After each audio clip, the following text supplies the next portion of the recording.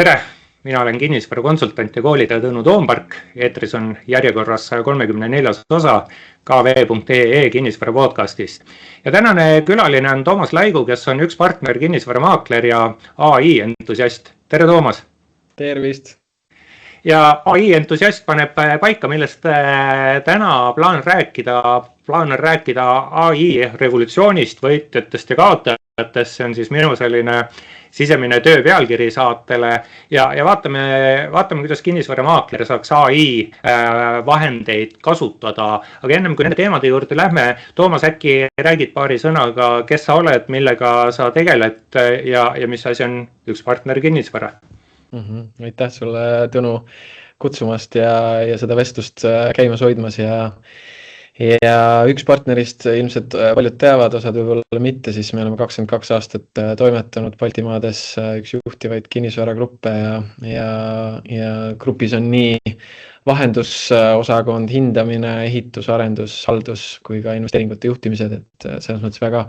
laia ampluaaga ettevõtte ja mina liitusin aasta natuke tagasi selle ettevõttega ja endal varasem kogemus siis turunduse ja müügi peal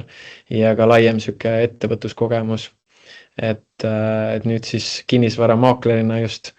soovin tuua sellist oma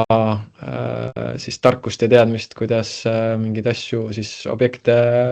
turundada, kui ka siis inimpsühholoogiat, et kuidas hoida siis erinevaid ostja ja müüja nii-öelda tasakaalu, et seal vahel olles, et ma arvan, et see on kõige väärtuslikum, olulisem osa. Toomas, ma pean ühe asja ära küsima sult, et kui me nüüd AI-st räägime, kas müügikõnesid kavatsed ise teha või teeb seda ka AI, kas objekti näitamas kavatsed ise käia või paned AI seda tegema? Kuidas siin tasakaaluga?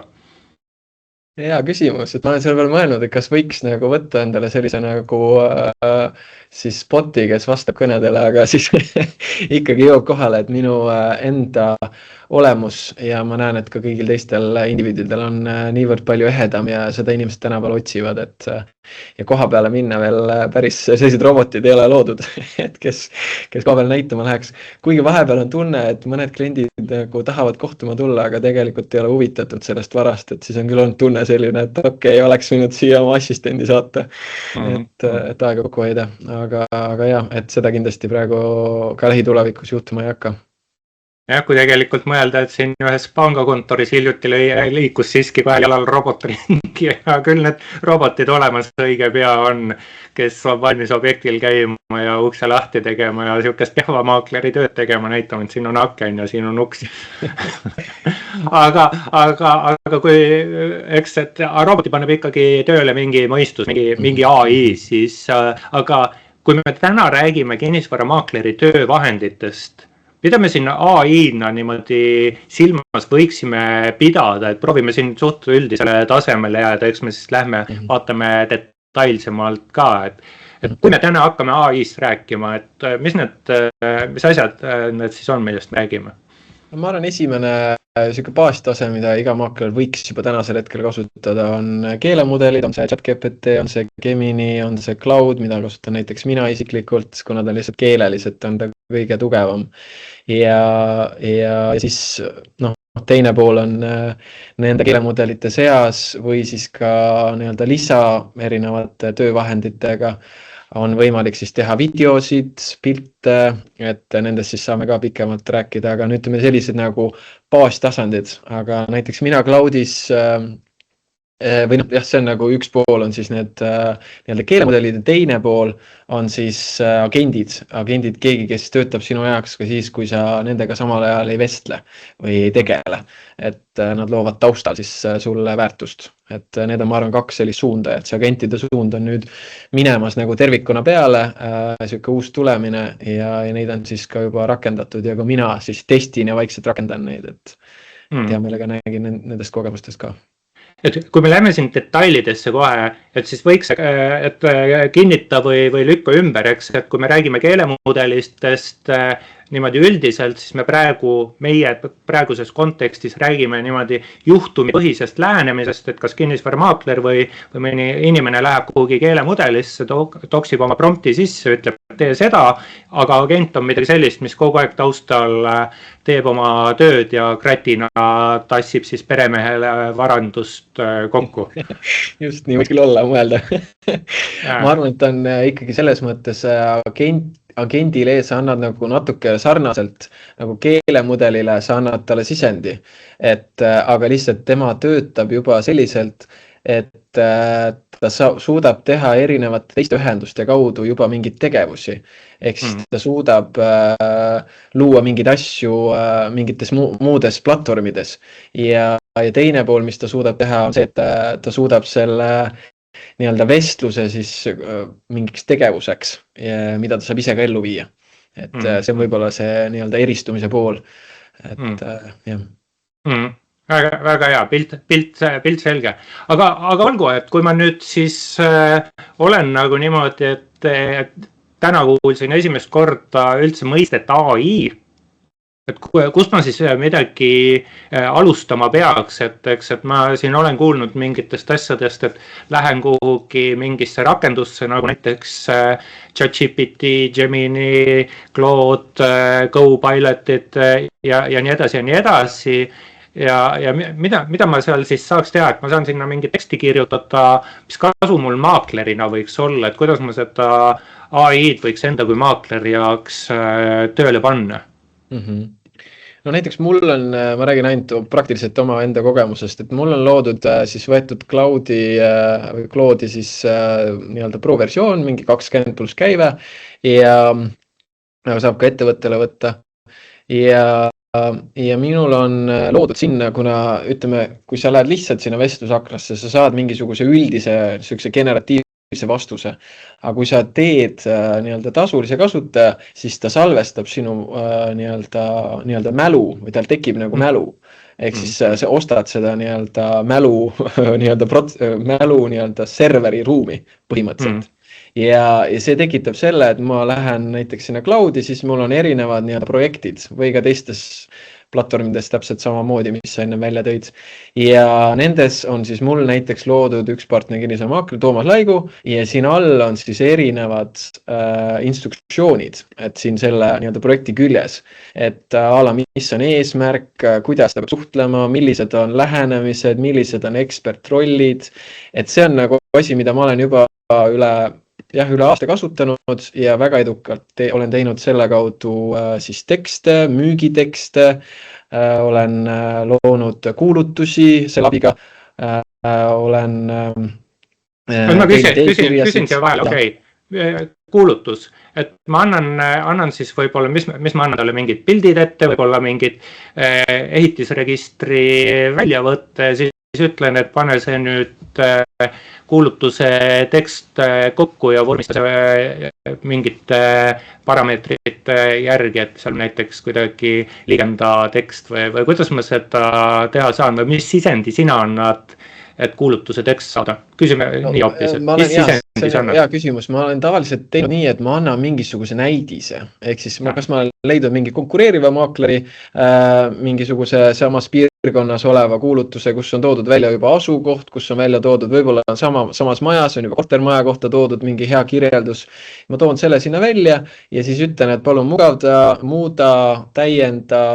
ja siis siin on andmed selle korteri kohta. Et paljud asjad on näiteks KV-s on ju välja toodud, et ehitusaasta, ruutmeetrid, ma ei hakka neid seal üle kordama. Tihti ei ole see lihtsalt nagu optimaalselt vajalik. Ja siis ma toon välja, ütleme, piltide lugemise osas. Ta ei ole kõige tugevam, et selles mõttes see võib-olla ei ole, osad rakendused teevad seda paremini, teised kehvemini, aga ma annan nii-öelda sisendi ja seda saab ka teha nii-öelda siis häälsõnumi kaudu, et ta suudab juba sellest ka aru saada, kui sul on see nii-öelda versioon tasuline. Ja siis selle sisendi põhjal ta loob mulle teksti, mille siis mina jällegi mugavdan ja muudan ise ümber, et see on jällegi see, et me peame sinna jätma selle enda personaalse asja nii-öelda juurde. Mis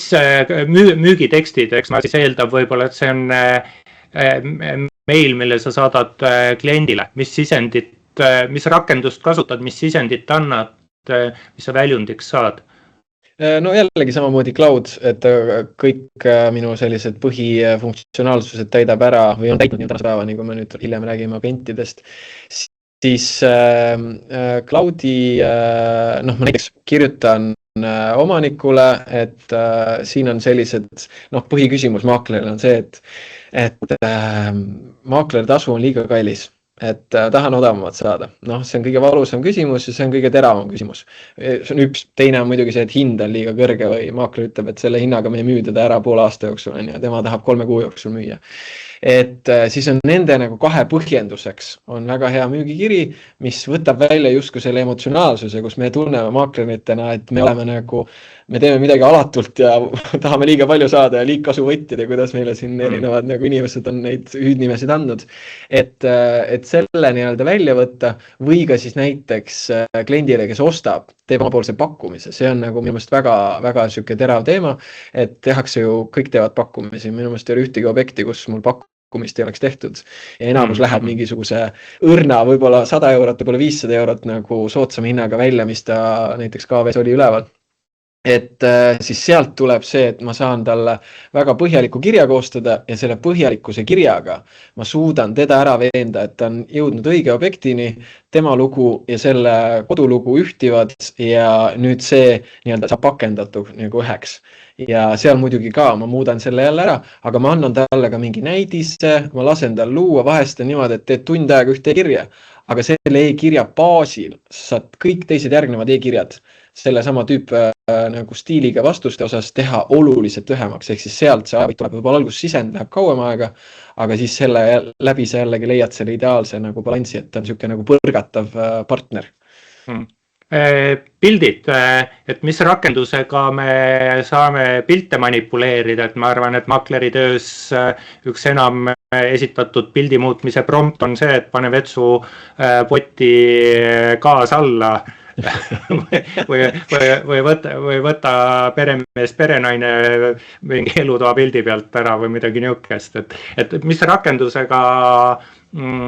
pilte manipuleerid ja mis sa teed piltidega? Ja mulle meeldib see vetsupoti kaane näide, et siin neid juhtumeid on olnud, kus olen võtnud ühe uue fotograafi ja siis ta tegi niimoodi, et see kaan oli lahti, et siis ma pidin talle selgelt ütlema, et nüüd lähed tagasi ja teed uue pildi, aga seda tavaliselt maakleritel juhtuneks ei ole, kuna on professionaalsed fotograafid, aga ja, valikuid on mitmeid, näiteks üks, mis on Eestis väga palju juba kasutust leidnud, on virtual staging, mis lubab selle, et sa saad anda siis pildile nii-öelda omapoolse, panna siis piltide peale nii-öelda siis mööbli või muu dekoratsioonid ja see on üks nii-öelda parimaid lahendusi nii-öelda sellise müügikuulutuse juurde olevate piltide osas. Aga teiselt poolt, kui näiteks on soov luua turunduslikke siis kas videosid või pilte, et siis on näiteks Crea.ai, et nemad loovad väga häid selliseid nagu pilte ja just sellise sinu oma turundusliku väljundi osas, et näiteks mingi ettevõtte turundus nii-öelda branding, siis paned selle sinna külge ja ta loob väga häid lahendusi just selle nagu värvikammade ja muude asjade pealt, et ta nagu juba teab, mida sa loomas hakkad, sest muidu pead alati kirjeldama, et jäta natuke seda valgust siia, lisa seda värvikollaasi, me tahame natuke heledam, et Uusmaal on ju näiteks oma need pildid on alati ühtemoodi sellised nagu varjundiga profiilipildid inimestel, et selliseid nagu aspekte saab ta juba siis teadlikult kasutada. Ma küsin vahele, kas me saame pärast saate teksti panna need lingid, mida me mainime? Muidugi. Suurepärane. Okei, me rääkisime praegu tekstist, pildist, videost, et mis siia veel praegu siia nimekirja võiks juurde tuua? No ütleme nii, et mida ma olen ise testinud vähe, aga ta ei anna veel päris sellist ampluaad välja, on ikkagi see nii-öelda turuanalüüs või mingisuguse info scraping või otsimine. Et ta teeb seda, aga paljude saitidele ta ütleb, et tal ei ole kas ligipääsu või ta ei saa siia ligi või robotitel on pandud mingid piirangud peale. Et see on järjest nii-öelda teravamaks läinud, et seal on mingeid uusi lahendusi tuleb välja, mida ei leita. Ma neid kõiki ei ole välja uurinud, aga see on kindlasti asi, mida saab kasutada ja ta saab teha selliseid nagu analüüse, et näiteks mis on keskmine ruutmeetri hind olnud, ma ei tea, vanades Kadrioru puitmajades viimase 2 aasta jooksul, et siis ta leiab selle info ja vaatab, mis kuulutused on olnud aga no ütleme, ka veel sa ei leia ka neid kuulutusi, neid ei ole enam üleval, on ju. Et siis ta on natuke selles mõttes, seal on omad nagu nüansid, mida kasutada ja teha, aga ta saab sellist turu ülevaadet teha küll ja analüüsi. No siin ma sinuga päris nõus ei ole, aga ma arvan, et mul vähemalt pool aastat on veel analüütikuna tööd teha, aga kindlasti sul on selles mõttes ma ei kahtlegi, et seda tuleb osata nagu tuua ka välja, et tema võib-olla oskab leida sul mingid faktid või asjad, aga mis see sõnum on, mis saab välja tuua, see on täpselt see töö, mida tegelikult sina teed. Et selles mõttes sinu töö ära ei kao ja see võib-olla hirm AI osas, ma arvan, et sa ei karda seda, aga seda hirmu AI osas ka ei tasuks karta, et pigem saad võib-olla sina ka endale panna mõne agendi tööle, kes toob sulle infot sisse, et ja, eks ma ikka öösel paar korda ärkan hirmu higi otsa ees, aga see ei ole tänase saate teema või siiski, eks, või on. Aga okei, et kuskil on, eks, mingid veebipõhised rakendused. Toomas, ma tean, et ma saan mingid agendid panna siis tööle, kes need rakendusi risti-rästi omavahel kasutavad ja seovad siis ka mingite muude veebipõhiste võib-olla rakendustega. Räägi AI agentidest, et mis asi on AI agent niimoodi üldises vaates? Et kuna esimene pool, kus me jagasime nendest, näiteks seda sama cloudi projekte, siis seda kutsutakse justkui nagu AI assistent, kellel on siis teada nagu kogu infobaas ja siis ta selle põhjal oskab nagu targemalt sulle vastata ja sinu nagu kontekstist lähtuvalt. Et siis viimase paar kuud on olnud hästi aktiivseks läinud selline nagu hüppeline kasv siis sellise agendi osas, kes teeb sinu eest mingid ülesandeid ära ja automatiseerib mingisuguseid töövoogusid või tegevusi. Et võib-olla sellise nagu maakleri töö osas on siin mõni asi, mida ma hea meelega näitan, aga päris palju agente on ka teistes valdkondadest, kinnisvaras ja ehituses on võetud tööle, kes näiteks annavad siis väga palju suuri, rohkem tööülesandeid on, mida automatiseerida. Aga kui tulla nüüd maakleri töö juurde, siis agent on selline, kellel sa lood samamoodi keelemudeli baasil, annad talle selle nii-öelda lisakonteksti juurde, ta teab sinu hääletooni, kuidas sinuga suhelda ja ta on, näiteks mina kasutan teda Telegrami äpis ja Telegrami äpis siis ma annan talle mingi käskluse ja siis ta teeb selle ära ja nüüd ma olen ühendanud teda ka juba siis ühe oma CRM-iga ehk siis Pipedrive'iga ja ta suudab teha ja tal on antud luba teha siis CRM-is muudatusi Pipedrive'is ja see on näiteks üks konkreetne nagu tööülesanne, mida tema võtab minult ära, ma ei pea minema sinna veebilehele või telefonis toksima, vaid ma näiteks saadan talle siis ka juba siis helisõnumi. Näiteks olen liikumises või panen helisõnumi tööle ja sõidan autoga, siis tema saab sellest nii-öelda info kätte ja teeb vajalikud muudatused ära ja siis mul on kogu aeg up-to-date süsteem, sest me müügiinimestena teame, et see Pipedrive'i haldus on üks kõige ebameeldivamad asju või ütleme CRM-i haldus, sest neid inimesi kontakte on nii palju, aga tõesti tuleb nagu aru saada, et seal ongi see tegelikult see päris nagu kuld peidus on need võrgustik ja need inimesed, kes võiksid sind usaldada, et oma kinnisvara suuri tehinguid ellu viia. Ma küsin siin üle, kas ma sain õigesti aru, et sul on Telegramis on bot,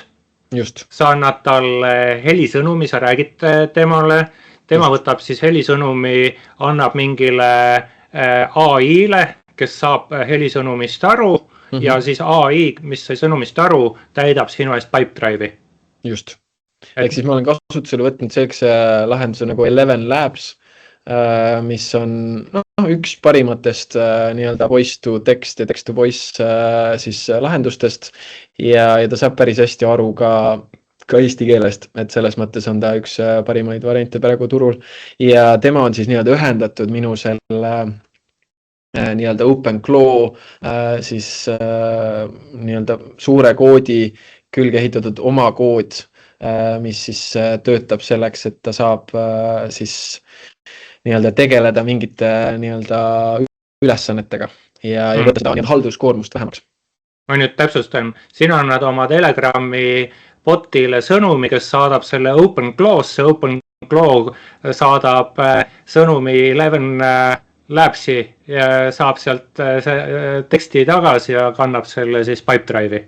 Näiteks ja siis ütleb mulle ka veel, et näed, ma kandsin selle sinna ja sellega on nüüd muudetud. Et ta omavahel on neid integratsioone on mitmeid ja need siis omavahel suhtlevad ja nad on siis kõik selle nii-öelda OpenClaw nagu koodi küljes, on ka see Telegrami nii-öelda tükk, et Telegram on lihtsalt väljend, kuidas ma saan temaga suhelda. Et ma võin sellega panna Slacki külge või näiteks me ka täna vestleme Teamsi kaudu, et sul on võimalik ka panna see Teamsi sisse, et mis on see sinu nii-öelda põhikanal, mille kaudu sa oled valmis nagu suhtlema või osad kasutavad ka näiteks iMessage'it, aga see võib-olla ei ole kõige nagu mugavam ja paljudel ei ole lihtsalt seda nagu iPhone'i. Okei, minu meelest on äärmiselt praktiline tundub, sest olen ka siin ise elu jooksul näinud, mida sellised müügiinimesed arvavad CRM-i täitmisest ja mida ühtegi head sõna pole kuulnud, et väga praktiline. Aga millised sellised igapäevased integratsioonid, mida sa sagedasti kasutad, sul veel on kasutusel, mis siis AI sinu eest agendina ära teeb? Ütleme nii, et see OpenClaw ja see agendi lahendus ongi, ütleme, pigem uus. Ta on uus just selle nurga alt, et varasemalt oli olemas selline asi nagu make.com või ta siiamaani tegutseb, aga et see nagu töötas siis nagu kellegi teise platvormi peal ja ta ei olnud nii palju kontrollitav ja juhitav ja muudetav. Et nüüd on ta nagu autonoomsem justkui ja sa saad teda ise nagu juhtida, et ma saan talle öelda näiteks, et nüüd edaspidi tee ainult nii ja siis ta teeb nii, et ta salvestab selle kui üheks nii-öelda instruktsiooniks enda nii-öelda siis koodijupi sisse. Et seda kasutan mina ja ütleme siis ongi, ma ennem juba tõin välja ka, on see Crea, millega saab teha väga häid pilte, videosid ja videode jaoks on väga palju erinevaid variante ja seal nagu väga palju sõltub sellest, et kas sa tahad teha turundusvideod, kas sa tahad, näiteks mis on hästi lahe oli kuskil, jälgisin kuskil TikTokis oli, keegi tegi sellise video, kus ma ei tea, mingi süstik lendast kortermajja sisse ja siis plahvatus käis, uks avanes, siis mees seal midagi ütles, siis jälle kadus ära, siis tuli mingi köögipilt ja mingi ilus köök vana köögi asemel ja tegelikult maja oli tõeline pommiauk ja nagu korter ise oli ka tõesti nagu tõeline pläust, et selles mõttes see võimalus on luua nagu põnevat, atraktiivset tähelepanu, sest maakleri jaoks on ikkagi tähelepanu on A ja O, et kui ta on pildis, siis ta järelikult sellega suudab ka tuua pilti oma teisi nii-öelda müügis olevaid või üürile antavaid siis objekte. Et ma arvan, et see on nagu tähtis ja sellepärast see turundus, ma arvan, on minu jaoks nii-öelda esmajärguline ja teiselt poolt ka siis inimsuhted, aga AI aitab kindlasti seda turundust, et ta näiteks koostabki turunduskava, kuhu, mis platvormi, millal võiks mida postitada, mis on parimad kellaajad, et mina turundusinimesena olen seda õppinud juba nagu 15 aastat ja läbi erinevate koolituste ja tegevuste ja hallanud erinevaid asju. Aga maaklerina, kui sa ei ole seda varasemalt teinud, siis on väga hea, kui keegi ütleb sulle, et LinkedIni postita teisipäevast neljapäevani hommikul 9-11, siis on kõige suurem võimalus, et sind tabavad inimesed esimesel hetkel ja annavad sellega algoritmile sõnumi, et see on väga hea sisu, mida te olete välja pannud. Et noh, selliseid asju tema teab üldisest siis nagu andmebaasist ja seeläbi ta suudab siis ka toetada. Ma küsin nüüd see kommunikatsioonikava, eks, et kuhu postitada, mida postitada, millal postitada, et väga suured küsimused, et mis sinu selline praktiline lähenemine on olnud või kuidas sa oled lähenenud, et selles mõttes, et kas sa ütlesid AI-le, kes sa oled ja esitasid need 3 küsimust postitamise osas või ja said siis ühe A4, mille sa trükkisid välja, panid seina peale omal ja nüüd siis teadki täpselt, et teisipäevast neljapäevani tuleb seda selles kanalis teha või mis moel sa praktiliselt said siis siin sellise kommunikatsiooniplaani osas nõu? Ütleme niimoodi, et mina isiklikult teadsin paljusid asju varem, olles selle valdkonnaga nagu igapäevaselt töötanud, aga ütleme niimoodi, millega AI mind täna aitas, kuid see võib-olla ei ole sama vastus, millega aitaks teisi maaklereid, on see, et AI teab mingeid asju ja kui sa küsid talt, et palun kasuta näiteks keelemudeli puhul on ju, et võib-olla agentideni võib-olla kohe täna ei jõua, kõik, kes siin seda kuulavad, et siis keelemudelile anda sisend, et sa oled nii-öelda turundusekspert sellel alal, sa oled LinkedIni ekspert, sa oled Instagrami, TikToki ekspert ja sa tead kõiki algoritmiga seotud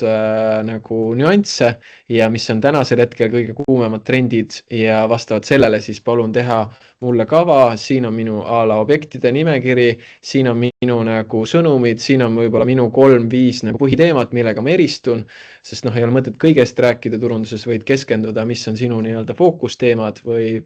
nii-öelda tugevused ja siis tema nendest tugevustest oskab tuua välja ideid, ehk siis näiteks mina ka, ma olen turundusinimene, aga ma olen hommikust õhtuni seotud erinevate objektide kas müügi võtmise või äramüümise või üürimisega ja seda aega, kus võtta lihtsalt nii ma lõõgastun ja ma nüüd mõtlen mingid suured ägedad turundusvideod välja. No ei ole,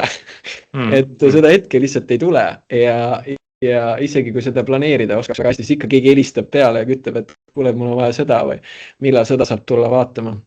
Et siis sellepärast ma soovitan kasutada AI-d kui sellise nagu loovpartnerina, kes annab selliseid loovaid ideid, et minna välja ja siis loomulikult ise tuleb teostada või siis kasutada AI abi, aga ma ise jällegi näen, et see päris nagu sisu tuleb sellisest autentsest kohast, mis tõttu tasub AI-d võtta sellise partnerina, aga mitte talle delegeerida kogu sisuloomet. Et see peaks tulema ikkagi enda poolt. Okei, selge. Selline kommunikatsioonikava ja ka sisukommunikatsiooni jaoks võiks AI aidata, ärme unusta autentsust siin. Mingite praktilisi lähenemisi veel, mida ma saan AI-ga sellises igapäevases elus teha, et niimoodi hästi praktilisest vaatest, et mis võiks olla, et selline iga maakler võiks seda vähemalt AI abil teha? Ütleme, mis on juba välja toodud, ongi need samad tekstid, e-kirjad, et näiteks see ka, et sa võtadki e-kirja terve nagu vestluse, mis teil on toimunud edasi-tagasi ja kopeerid selle AI-le ja ütled talle, et näed, mul on vaja nüüd panna see sõnum, et mul on vaja ära close ida see deal. Et ta küsib nii palju küsimusi, ma kõigile vastan, aga mul on vaja järgmist sammu. Ja siis tema annab sulle mingi omasuguse sisendi ja siis sa kopeerid selle sisendi ja paned sinna oma nagu nüansid juurde ja oma keeled ja omad nagu omapärad. Et ma arvan, et see võiks olla kindlasti osa, mis aitab selliste nagu keeruliste meili teel olevate läbirääkimiste, kui ka näiteks mina olen ise kasutanud, näiteks lähen koha peale, näitan korterit või maja ja siis tuleb järelkiri, tavaliselt on järelkiri, järelkõne,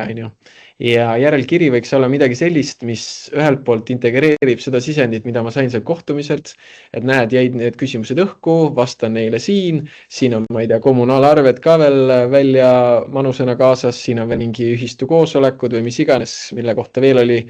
täpsustust ja ja siis mingisugune nagu element veel, mis annaks selle nagu, et miks sa võiksid just täna selle ära võtta, sest noh, müügis on see, et täna, mitte homme, et emotsioon vaibub, siis läheb asi käest. Always be closing, eks. Just, et see on, ma arvan, aitab väga hästi, nende kirjadega on ta mul aidanud ka. Ja nüüd ütleme, see on nagu sellise nagu keele osas ja noh, teine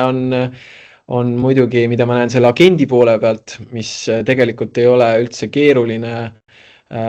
seadistada, ütleme keeruline siis umbes selline 10–16 tundi, et sellist lahendust nagu tööle saada, aga on ka siis sellised koolitajaid nagu Kasulik AI näiteks, kelle pärast mina ise võtsin selle ja näen, et sealt võiks abi saada ja siis see toimub juba niisuguse nagu kuupõhise arvestuse järgi. Räägi AI agendi seadistamisest, et selleks, et ta hakkaks minu jaoks midagi tegema, ma pean esiteks talle ütlema, mis mul vaja on, teiseks ma pean talle mingid juurdepääsud andma, et kui keeruline selline AI agendi seadistamine üldse on, et sa nüüd mainisid 10–16 tundi, et nagu tegelikult 1–2 tööpäeva ei ole ju palju või on palju või? No ütleme, ta on selles mõttes on ta kindlasti, nagu mõtle, kui sa jääd puhkusele 2 päevaks, mitte midagi muud ei tee, siis tundub tegelikult on natuke palju. Aga no ütleme, see seadistamine, no mina ise seadistamist ei teinud, aga ma nägin, kuidas me seda koos seal seadistasime, et see seadistamise osa tähendab seda, et sul on mingisugune masin, mille peal sa teda siis hoiad, kas ta on mingisugune, on ta sul mingi Mac Mini näiteks, mis on kõige populaarsem tänasel hetkel, või on ta mingisugune nagu keelemudel, mille peal sa võid teda jooksutada, või on siis sul oma nagu serveri ruum, mida ta kasutab siis selleks, et seda infot nagu hallata ja seda koodijuppi nagu üleval pidada. Ja selle tõttu on see nii-öelda seadistamine nagu kompleksne, et seal on vaja anda erinevad nagu turvalisuskaalutluste nagu ligipääsud, õigused, kuidas midagi tohib kustutada, muuta, teha, kui ka tegelikult, kas me tahame enda nagu põhiarvutisse, kus kogu meie elu elab, tänasel hetkel anda ligipääsu kellegile, kes on muudetav, on ju. Et siis see on jälle nagu selline turvalisuse küsimus. Aga selle jaoks on siis vaja nii-öelda seda seadistust teha nagu väga põhjalikult ja selle jaoks on olemas, kuna ta on avatud kood, siis selle jaoks on olemas avatud koodi nagu grupid, näiteks GitHub, kus leiab seda materjali ja saab selle põhjal siis teha nagu järgmisi samme. Pluss, ütleme nii, et tänasel hetkel on ka AI ise nii võimekas, et sa saad tihti temalt endad küsida, mis on järgmine samm, kuhu ma peaksin liikuma või kasutada mõnda olemasolevat tasulist versiooni, et aidata seda nii-öelda integreerida, et temal on ka see materjal juba olemas või kui ei ole, siis anda talle veebilehitseja ja öelda talle, et näed, siit saad põhiinfo ja tee mulle nagu selgeks. Et sealt tuleb see tunnid, aga see tunnid ei tule ainult selle tõttu, et sul on vaja nagu mõelda seda, kuidas seda seadistad, aga see sisu. Ehk siis ka mina pidin mõtlema, et mis on see minu olemus, kuidas ta minuga suhtleb, kuidas ta mingeid asju teeb, kuidas ta kooskõlastab, mis on tema näiteks turunduslik nagu väljund, kuidas ta jagab, kirjutab, mis laadi ta esitab sõnumit, et need kõik need detailid vajavad nii-öelda ka enda sisemas nii-öelda lahti häkkimist ja lahti mõtestamist. Et sellepärast see aeg nii-öelda venib nii-öelda pikemaks. Toomas, AI hallutsineerimine, et kui AI nii-öelda massidesse jõudma hakkas, siis mida ma küsisin AI-lt? No loomulikult küsisin, kes on Tõnu Toomberg ja sain nagu ikka täiesti soga. Ja täna enne meie saate salvestuse algust ma küsisin siin viielt laiatarbe veebirakenduselt, kes on Tõnu Toomberg ja kõik vastused olid täiesti adekvaatsed, et mõni oli küll natuke siuke, kuidas öelda, no mulle nagu ei meeldinud selline stiil aga no see selleks, et aga sisu oli adekvaatne, aga ikkagi siuke hallutsineerimine, et kui usaldusväärne on see, mis AI minu jaoks teeb, et kas see on nagu niimoodi, et AI võtab mult pool tundi nagu, annab mulle selles mõttes juurde, et teeb töö ära, mille peale mul läks pool tundi, aga ma pärast tundi aega kontrollin, kas ta ikkagi kõik sammud tegi õigesti või kuidas siin sellise usaldusväärsuse ja hallutsineerimisega on? No ütleme nii, et eks te AI on natuke selline enesekindel tüüp, kes julgelt jagab vastuseid ilma selleta, et ütleks, et see on nagu tõene, vaid ta toob kõige tõepärasema näite siis selleks vastuseks ja kõikide erinevate nagu materjalide ja infobaasilt, mis meil tänasel hetkel on, aga ütleme nii, et tema genereerib justkui seda nii-öelda sobivat teksti ja nüüd ongi meie ülesanne siis tegelikult aru saada, et kas see tekst tundub juba tunnetuse baasilt, me saame aru, kas ta tundub tõepärane, õige või siin on mingisuguseid kahtlusi või ta on kuidagi segaselt esitatud ja eks tal kindlasti on erinevaid asju, et ma olen siin saanud näiteks oma agendi käest vastuseid, et tere, ilusat esmaspäeva, tegelikult oli kolmapäev, on ju. Et siis ma ütlesin talle, et kuule, et kas sa saad aru, mis ajatsoonis me oleme, mis kuupäev on, siis ta ütles, et jaa, vaatasin üle, kontrollisin, vabandan, et täna on tõesti kolmapäev. Et tal on mingid sellised nagu süsteemi justkui, ma ütleks mingid süsteemi vead, mis tulevad vahepeal sisse ja nendega, neid saab programmeerida, aga see on jälle eraldi nagu töö. Aga kui vaadata seda nagu, et kes on Tõnu Toompark, siis seal tekib kindlasti selliseid nagu elemente, et ta vaatab mingitelt veebilehtedelt kellegi mingeid vanu asju või uuemaid asju, siis ta selle põhjal kombineerib, et see ei pruugi alati olla nagu viimase hetke nagu asjaolu ja selles mõttes selline nagu Google'i kasutamine justkui nagu AI abil ongi natuke selline küsitav, aga ütleme nii, et kindlasti on mingid alad, mis on nagu sellised natuke siis keerulisemad, näiteks riigiteatajat ei oska nii hästi lugeda ja sealt aru saada erinevad paragrahvi osasid ja mingisugustest hindadest ta ei saa aru ja mul on näiteks ka kui ma olen KV kuulutust teinud, näiteks hea näide, siis tekkis see, et andsin talle materjali ette ja siis ta pani selle sama, mis sa saad need valikvastustega lahtrid seal ära täita kõige alguses enne teksti osa, siis ta pani need ka sinna teksti sisse. Siis ma ütlesin talle, et kuule, kas ei saa aru, et need on siin juba olemas, et ma need valin eraldi. Et siis ma pidin talle selle nii-öelda sõnumi andma juurde, et neid ei pea mainima. Või siis nii-öelda topelt mainima. Võib-olla kui ma tekstis tahan midagi üle rõhutada, siis jah, aga ütleme näiteks seal on mingid kohad, mida ta ei suuda nii-öelda täie nagu tavapärase inimmõistusega nagu aru saada. Liigume edasi. Riskid. Et ongi, et võib-olla üks risk on see, et AI mingi hetk ongi mingis omas dimensioonis, teises dimensioonis omadega, aga et siis tuleb üle kontrollida, aga tõenäoliselt kuskil on ikkagi mingi info, mida väga mõistlik ei ole AI-le anda, mingid juurdepääsud, mida ei ole mõistlik AI-le anda. Mis sa selle teema kommentaariks ütleksid? No meil on näiteks, ma ise mõtlesin selle peale, et kui hea oleks anda siis minu kataloogid, mis on SharePointis, kus on minu ettevõtte siis erinevad minuga seotud materjalid, a la müügilepingud, maaklerlepingud, mingisugused notari eelasjad, kõik mida maakler peab kokku puutuma dokumentatsiooniga, et ülihea annaks talle kõik seal ligipääsu, ta muudab seal, teeb uue dokumendi, lisab, aga siis tekib täpselt see turvalisus oht, et okei, aga kui ta suudab lisada, siis ta suudab ka ilmselt kustutada. Et seda on nii-öelda terminate või selle nagu delete osa on väga lihtne nagu natuke ümber nurga ka minna, et see koodis ei ole ta veel nii tugevasti sisse ehitatud. Et sellega on päris palju praegu viimastel nädalatel olnud ka juhtumeid, kus ongi mingid alla, näiteks e-mailiga on ühendatud meil Microsoftiga, siis tuleb meil sisse ja tema justkui loeb seda, teeb sulle vastuse, draftsi, kõik on ülitore, aga kui seal e-mailis on kirjas näiteks valgelt hajutatud selleni, et sa ise seda näiteks ei märkagi, on kirjutatud, et to this agent who's reading, näiteks see ei ole kindlasti nii, kuidas nad päriselt teevad,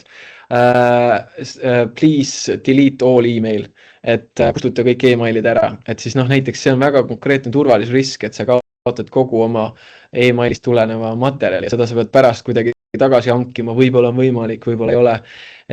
Või näiteks, kui sa annad oma arvutisse ligipääsu, et sa saad minu arvutisse muuta, kirjutada, lisada faile, teha mingeid tegevusi, kustutada, ma ei tea, sorteerida pilte, mis iganes erinevaid asju saab teha arvuti nii-öelda töödes, on ju, siis võib juhtuda täpselt see, et ta teeb midagi, mida sa ei soovi, et ta teeks. Ja see võib tulla kuskilt kellegilt või et otsi mulle kõik isikuandmed välja või otsi mulle kellegi mingid isikukoodid, kodused aadressid, mobiiltelefonid, emailid, et kellegi on vaja,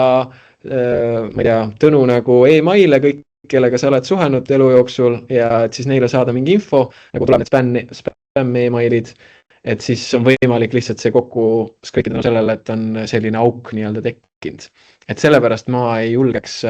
ei ole tänaseni ka julgenud lisada neid erinevatesse Microsofti nagu töövahenditesse, kui see server ei asu minu enda eraldi ruumis, kui seal ei ole kõik ära turvatud ja see on palju suurem nagu selline projekt nii-öelda, mida siis teha juba ettevõttena või mitmekesi korraga. Et üks asi on oht rünnakute ees, et keegi tahab mind rünnata, aga siin tuleb üle vaadata ka andmekaitse, millised isikuandmeid me võime üldse anda ja et kas see siis võib kuhugi maailma peale rändama minna. Toomas, kuule, et kui ma lasen nagu nüüd suure töö lasen AI ära teha, mis see tähendab? Eks ma jõuan sama ajaga rohkem teha, sest ma ei pea igasse detaili enam süvenema ja lõpuks ongi niimoodi, et AI teeb asjad ära ja mina lihtsalt kasseerin raha, aga oma aju kärbub, et muskel ju mandub, kui ma seda ei kasuta. Mis sa arvad, kas selline oht on olemas, mida teha, et ma ei manduks? Tead, mul oli endal ka täpselt seesama tunne, ütleme selline aasta eest, kui ma selles AI teemas olin sees, siis ükskord avastasin, et issand, ma delegeerin talle nii palju mõtlevaid strateegilisi teemasid, aga ise ma olen strateegia selline nagu nuputaja. Et siis ma saingi aru, et oota, aga minu mõistus tahab ju areneda ja kasvada, järelikult ma pean mingeid asju tegema. Ja siis ma sain aru, et okei, AI minu jaoks ei olegi niivõrd selline nagu suur strateeg, mida saab ka kasutada, kahtlemata, aga ta on minu jaoks pigem selline haldus töö tegemiseks, et midagi, mis annab mulle väärtust, aga muidu kas ma peaksin selle sisse ostma, ma ei tea, disaineri, fotograafi, kes nagu töötleb pilte, paneb sinna selle mööblit näiteks peale, või siis peaksin võtma turundaja tööle, kes mul teeb neid turundustegevusi,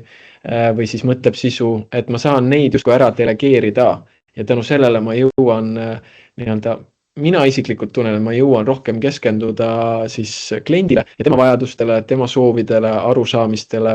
võimalustele ja siis neid nõustades jõuda selleni, et ikkagi tehing toimuks. Et see AI on selline nagu väike haldurmutter, nii-öelda, kes aitab seda teha, et ma ikkagi ise suunaks nagu oma tähelepanu ikkagi suurtele tegevustele ja arusaamistele ja sellepärast ka AI-le saab anda nagu ülesanded kätte, aga väga tugev oma siis suunamisega. Okei. Et eks maailm liigub edasi, et ma mäletan oma kodust esimest telefoni numbrit, aga kolmandat enam ei mäleta, sest kolmas oli sellel ajal, kui enam ei valitud numbrit, vaid valiti nime. Eks. Ja ma mäletan teist ka, aga kunagi oli kogu telefoni raamat oli peas sõprade oma, eks. Aga see selleks, et eks elu muutub. Rahast peaks rääkima. Et sa, Toomas, olid nimetanud nüüd vähemalt 5, võib-olla 10 erinevat rakendust. Igaüks tahab 20 eurot pluss kõmm. Kas kalliks ei lähe või kas kuskil... Kus ma peaks vaatama, et mis mul peaks tasuline olema, mis tasuta, et räägi siin nagu sellisest rahalisest aspektist AI agentide puhul. Mitu rakendust sul endal ostetud on, nii et ma annan sulle märksõna raha, räägi sellest. Ja raha on väga oluline ja meile makletele meeldib raha. Sest see on liikuv ressurss, mis toob väärtust. Aga kui rääkides nüüd AI rahast, siis tehisintellekti puhul on nii palju võimalusi, kuhu seda raha suunata ja nii palju erinevaid nišiga tooteid on. Et mina soovitaks isiklikult võtta kõigepealt ja proovida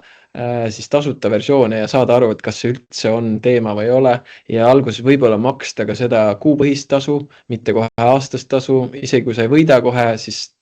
proovida ära 9 euro eest. Tavaliselt on kuskil 9–10 euri. Et need suuremad keelemudelid, Cloud ja ChatGPT, nemad on 20+, teised on ikkagi sinna 10 euro jäävad. Et see Eleven Labsist oli ka 11. Nad on enamasti dollarid kõik. Et see on, ma arvan, nagu selline eelarve, minu enda eelarve on kuskil 60 eurot, et on siis Cloud 20 ja siis on, ütleme, 4 rakendust, mis on siis sellised 10 eurosed, võib-olla natuke vähem, ja siis on see serveri ruum, kus on agendi jaoks, et see on veel eraldi 5 eurot. Et see on selline nagu eelarve pool ja kui ma mõtlen oma nii-öelda potentsiaalsele sissetulekule, siis see 60 daala tasuks ära väga selgelt selle siis nii-öelda aspekti, mida ma saan võita. Et see kindlasti on tähelepanu väärne nagu võit, mida ma soovitan kindlasti võtta. Aga alustada kindlasti proovimisega ja katsetamisega ja võtta see 1 kuisete maksetega. Et millest siis ma võiks alustada, et kõigepealt võtan mingi LLM-i ja ehk siis ChatGPT, Gemini, Claude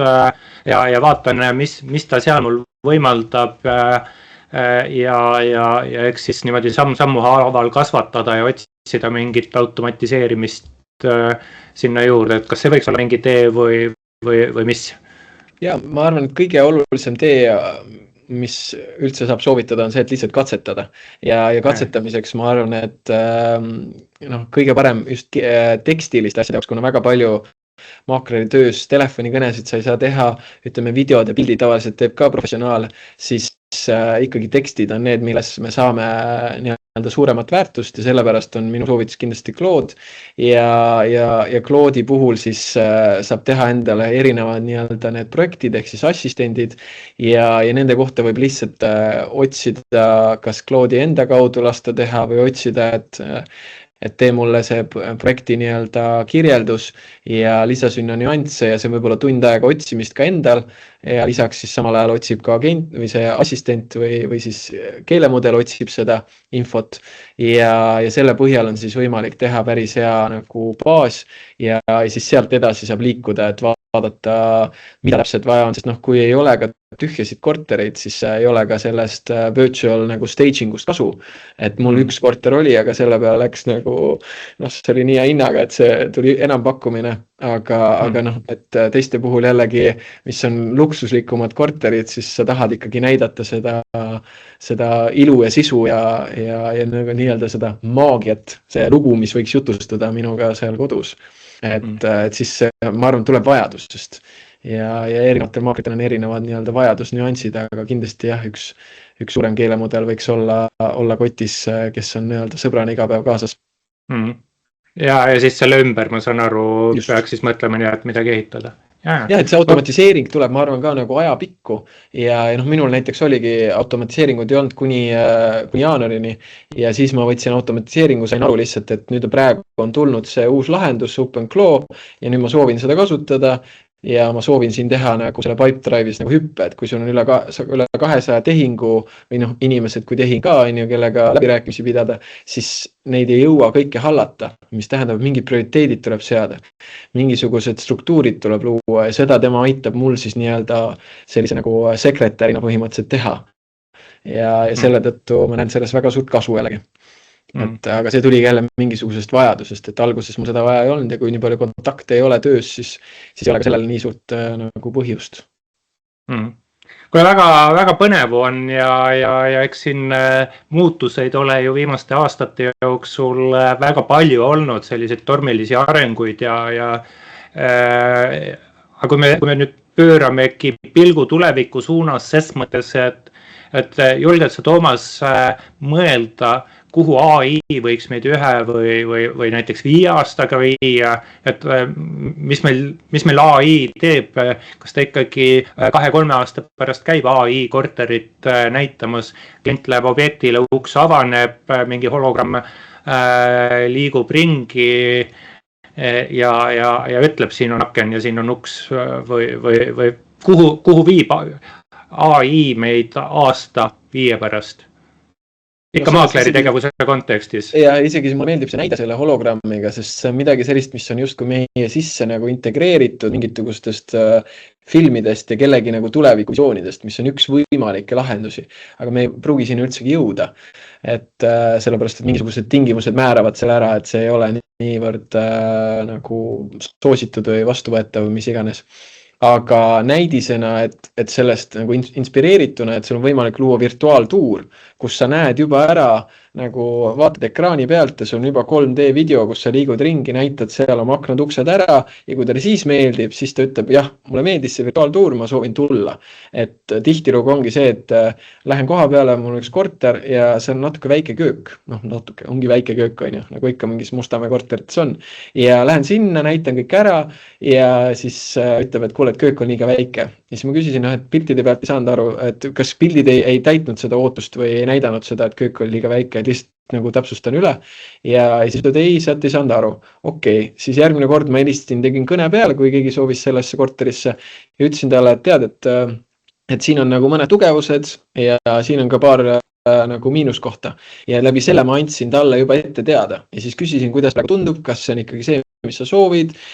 kas sa soovid sellega edasi liikuda, hea meelega korraldan sulle vaatamise ja üks reaalselt ütles, et tead, mul ikkagi väike köök ei lähe ja lõpetas selle nagu läbirääkimise ja minu aeg on säästetud, sest tema niikuinii ei ostaks seda, kui tal köök on väike ja see ei lähe peale. Ja teised jällegi tulevad, vaatavad, neile väga meeldib ja mingid muud tingimused, miks ei ole võtnud, on ju. Et selles mõttes ma arvan, et see on nagu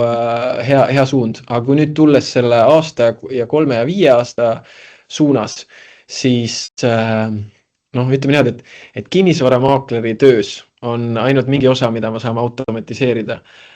sest meie töö on väga palju nagu otse ja kliendiga ja telefoni teel ja kuidagi siuke inimpsühholoogia ja kõik nii edasi, siis ütleme paljudes teistes valdkondades on see muutus väga palju dramaatilisem või suurem,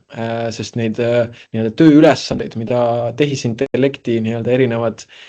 siis rakendused saavad ära teha või aidata teha ära, on niivõrd palju eksponentsiaalselt kasvamas, et see muudab tööturgu oluliselt. Nüüd, kui vaadata kinnisvara ja maakleri positsiooni, siis ma usun, et see,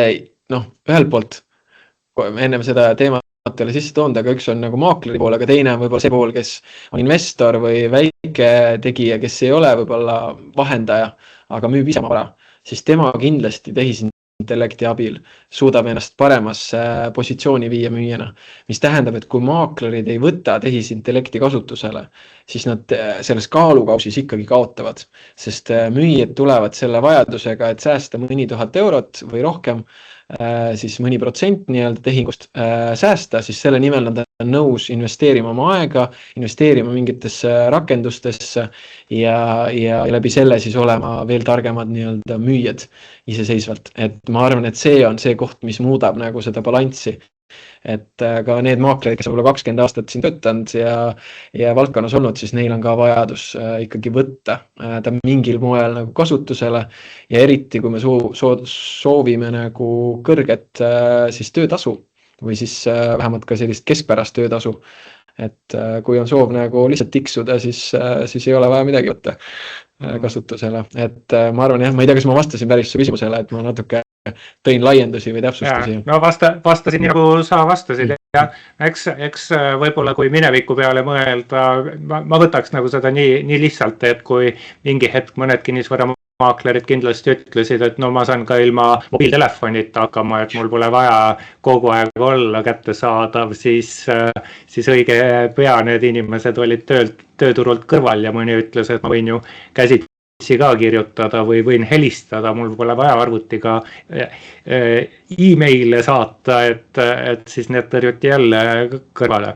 Aga igal juhul aeg kulub ja peame asjad kuidagi kokku võtma ja Toomas, ma saate lõpus alati küsin külalistelt mõne mõtte või nõuande nii kitsalt kui laialt sa ise heaks arvad. Mis sa soovitaksid kinnisvaraturu osalistele ikkagi siis AI kontekstis mingi mõtte, anna ole hea kaasa. Ma siin veel eelmise küsimuse täpsustuseks, et ma arvan, et see suund nagu tulevikku on ka see,